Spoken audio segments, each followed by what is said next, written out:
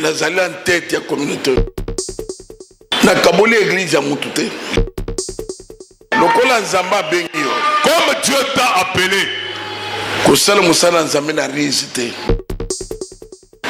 donc monaki Paul azoyebisa bango. C'est ainsi que voyez Paul leur dit, même si vous avez 10 000 maîtres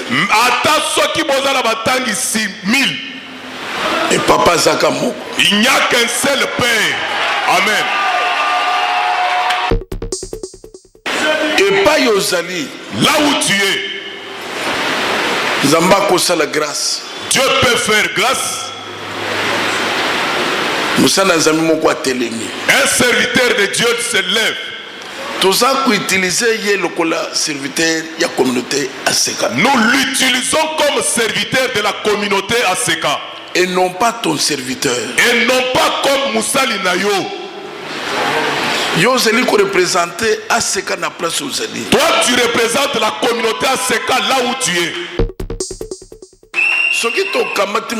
Si nous prenons cette personne là, tu es pasteur, nous l'établissons pasteur. Ça ne veut pas dire que cette église là devient ton église. Ça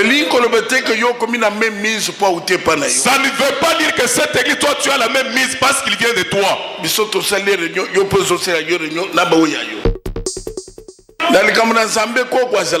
les choses de Dieu, il n'y a pas de grand-père.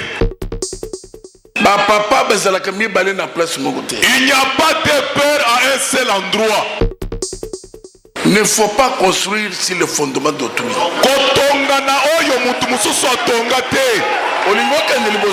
Tu veux aller de l'avant?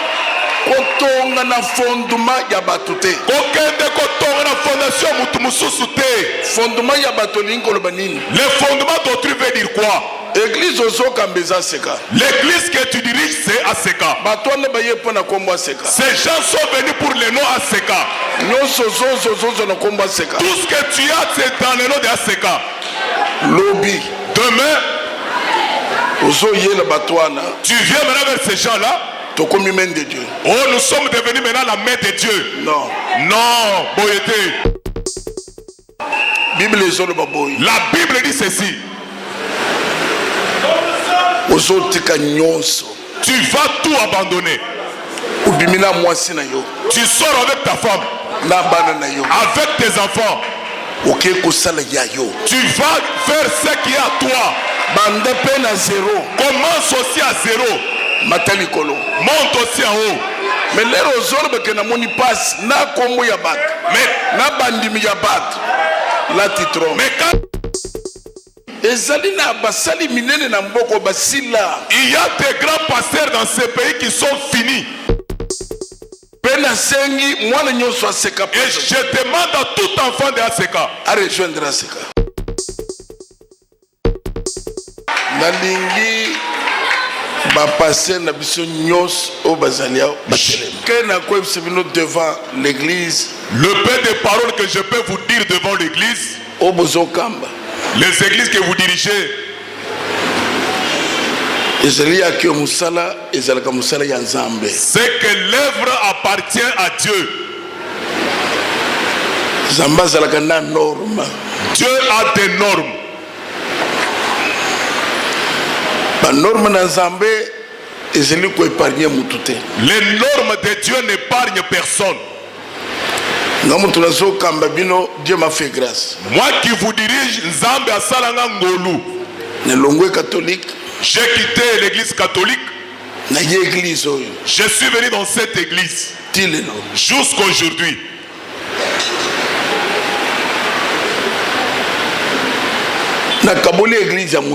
Je n'ai divisé aucune église. Toutes les personnes qui sont parties dans la division, je ne les ai pas suivies. C'est ce qui a fait qu'aujourd'hui, je suis à la tête de cette communauté. Comme Dieu t'a appelé, ne fais pas l'œuvre de Dieu avec ruse. Dieu n'aime pas ça. Essayez d'imiter les Timothée. Les titres. Barnabas. Le Barnabas. Paul. Ils étaient avec Paul jusqu'à leur mort. Lis la Bible. Les titres. Jusqu'à ce que jusqu'à ce qu'ils sont devenus des vieux. C'est ainsi que vous voyez Paul leur dit, même si vous avez 10 000 maîtres, et papa Zakamou, il n'y a qu'un seul Père. Amen.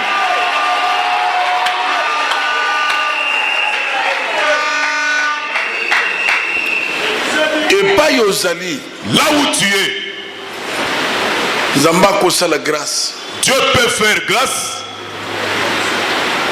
Un serviteur de Dieu se lève.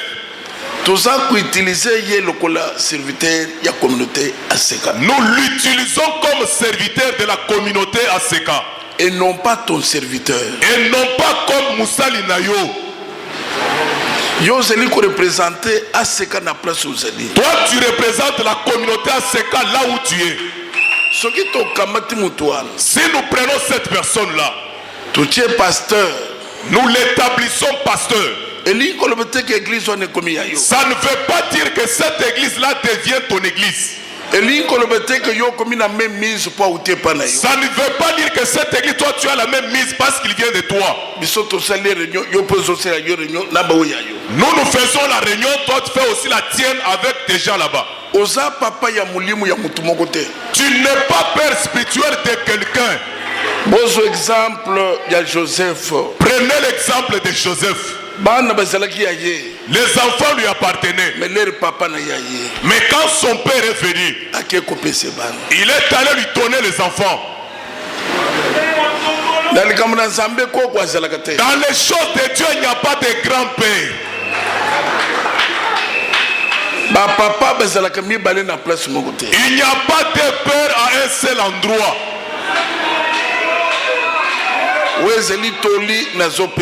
Ça c'est un conseil que je vous donne. Tu veux aller de l'avant? Sois humble. Amen mon père. Dieu va t'élever, tu vas aller loin. Ne fais pas l'œuvre d'Absalom. Papa n'est roi. Son père est roi. Lui aussi va devenir roi. Non. Non. Il n'y a pas de roi dans un royaume. Fin de fin. Et la souka. Les pasteurs ils sont montés destituer son père. Que lui soit roi.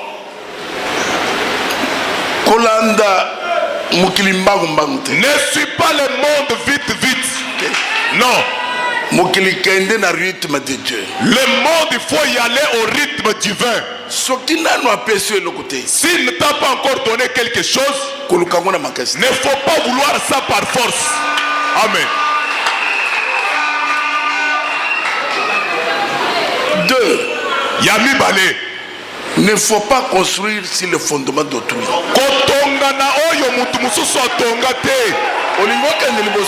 Tu veux aller de l'avant? Fondement ya batute.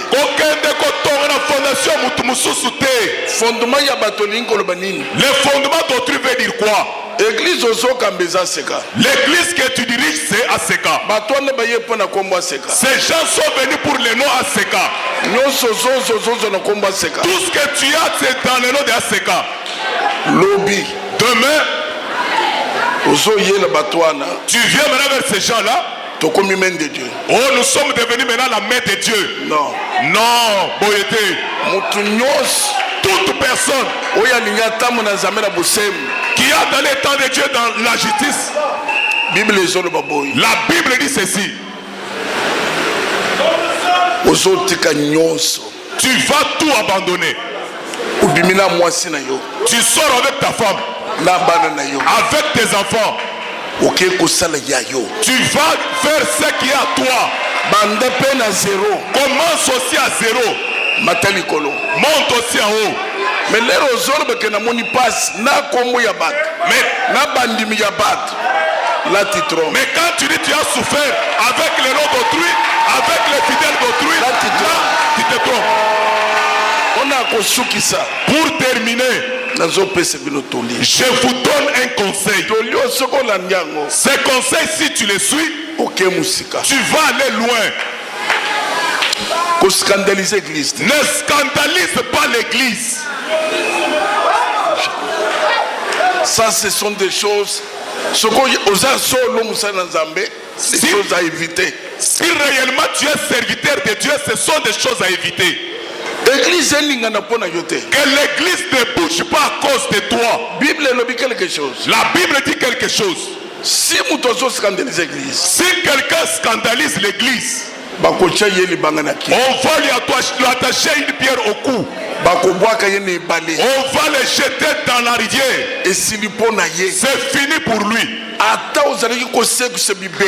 Même si tu ressuscites les morts, tu verras que c'est fini. Il y a des grands pasteurs dans ce pays qui sont finis. Normes de Dieu et les normes de Dieu. Les normes de Dieu sont les normes de Dieu. Chacun est libre. Si tu trouves que tu veux partir, il n'y a personne qui va t'empêcher.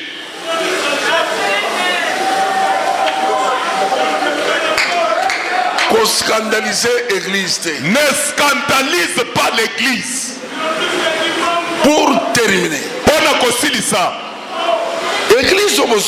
l'église que vous voyez ici, je le dis tout haut,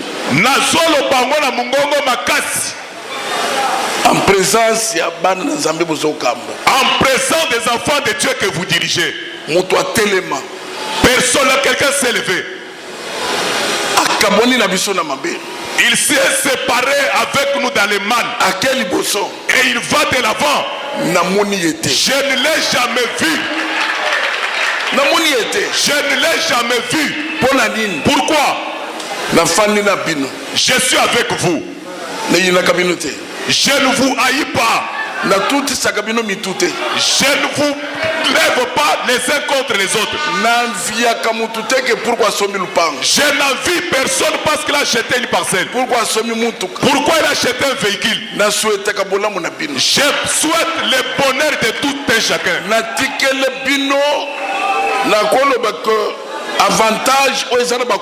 Je vous ai laissé les avantages qui ne sont pas dans d'autres églises. Tu peux organiser une campagne, je viens aussi, je participe. Dans d'autres communautés, ça ne se fait pas. Je fais pour que vous montiez. Vous passez dans toutes les télévisions. Vous faisiez des polos, vous aimez votre âge. Les pagnes. Dans aucune communauté, ça n'existe pas. À partir du 30, du 1er au 30, tout l'argent vous prenez. Je ne dérange personne. C'est maintenant. On a cadre la communauté. Dans le cadre de la communauté, nous avons dit que le représentant légal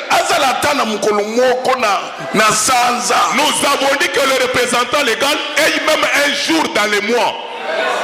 Un jour seulement. Ça existe dans quelle communauté? Ça, c'est ce qu'on appelle la Belipamboli Atata. Dans 30 jours. Dans 30 jours. Papa n'a qu'un seul jour. Acheter des parties. Acheter des véhicules. L'évêque n'est pas là. Maintenant, si tu me fais du mal, Dieu va t'épargner en quoi?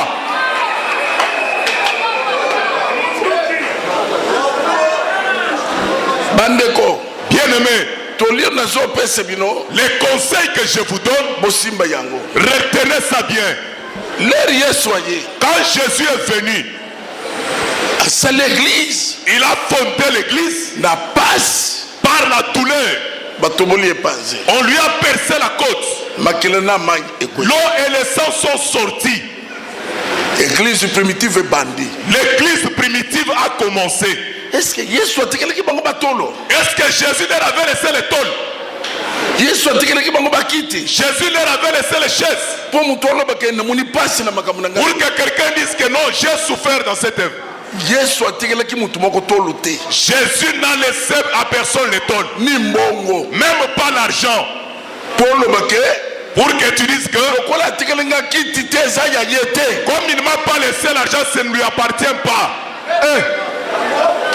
Etikeli babengi yango église de Jésus-Christ. C'est resté, on appelle ça église en Yesu. Ti lelo Jusqu'aujourd'hui, batutu bazo respecter nkolo masi. tout le monde respecte le Seigneur Jésus Pona musala salaki. pour l'œuvre qu'il a faite. Nous avons sacrifié notre jeunesse. To sacrifier boelenge na biso.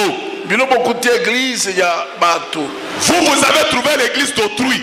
Mais biso to pasoli zamba. Mais nous avons frayé le chemin dans la brousse. Musala to salaki wana. L'œuvre que nous avons faite là.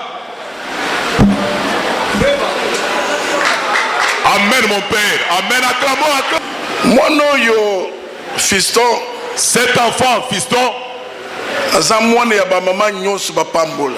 c'est l'enfant que toutes les mamans, tous les papas doivent bénir. Est-ce que bana bakomona ka mama koti boya yebisi bana kono lelo papa na bino asali soit papa qui sofa ya. Est-ce que les enfants peuvent voir seulement les enfants, ils voient leur maman venir? Non, à partir d'aujourd'hui, votre repas, s'il vous plaît, encore votre repas, c'est le repas qui s'offre. Na banza bakubeta mama na bango ngolo. Je pense qu'ils vont frapper leur maman. Ya makamani no lingo sala. Qu'est-ce que tu veux faire ici? Bana ya seka. Les enfants de ACK. Le bien comme main de Dieu et vous acceptez. Demain, tu deviens les enfants des mains de Dieu et vous acceptez besoin du maman. Mon fiston a su courage. Cet enfant fiston a pris le courage Ya koloba keneza mwana seka. de dire que moi, je suis l'enfant de ACK. Soko za mwana seka. Si tu es enfant de ACK, Rejoindre ACK. rejoins ACK. Amen. Tokolo bamel. Amen. Depuis là, Depuis Kobandan, je n'ai pas dit un mot. Je n'ai pas dit un mot. natikala koloba lilobata mon côté. Et je ne dirai rien. Pena kolobelo côté. Oyo na pesi ba oyanga toli. Ça, je donne à mes pasteurs les conseils. Pena sengi mwana nyonso aseka Et je demande à tout enfant de ACK à rejoindre ACK. qu'il rejoigne ACK.